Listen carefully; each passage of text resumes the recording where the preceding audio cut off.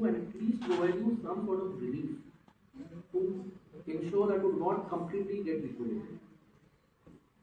But is the same case going to apply to us? Of course not. If it gets even hotter by 5 degrees, I don't think anybody in this room is really going to get impacted. For us, it might be a very different thing. And that is where I come into your question, Christina. It will still impact us.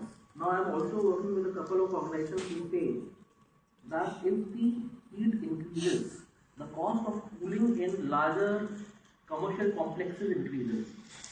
Now, these people also would require insurance for the increased cost of cooling equipment because of extreme heat. The use case is very different. The application is the same.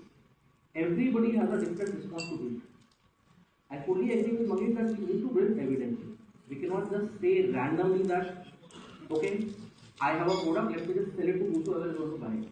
I have to sit down with the beneficiary, I have to sit down with the policyholder, I have to understand what is the pain that they are already suffering and then develop a product accordingly.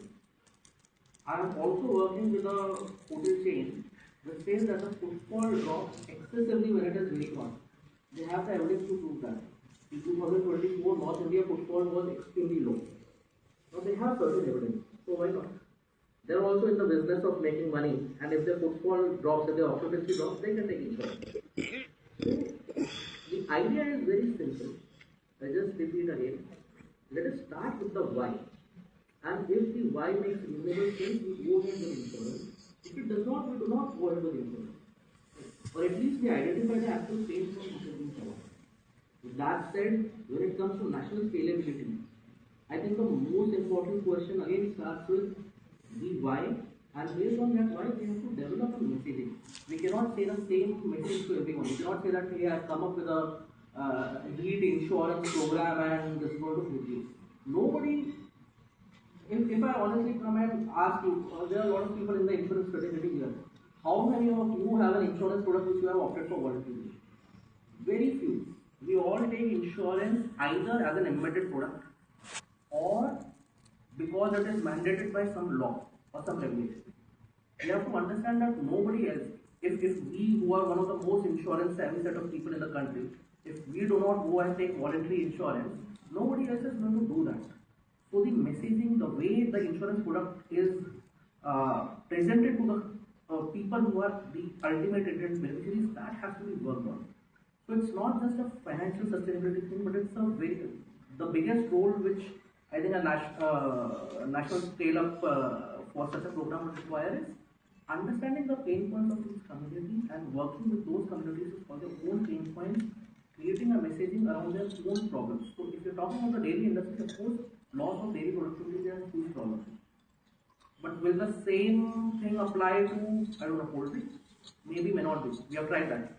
Right? It has not worked very well. There is some use case, but probably not very well.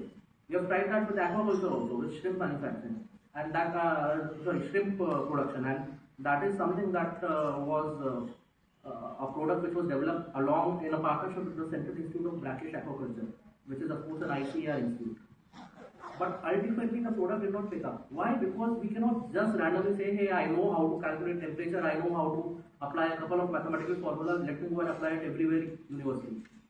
I also worked with a company which gets impacted due to consequential losses arising out of agriculture. So what it means is that they are an agri-value chain service provider.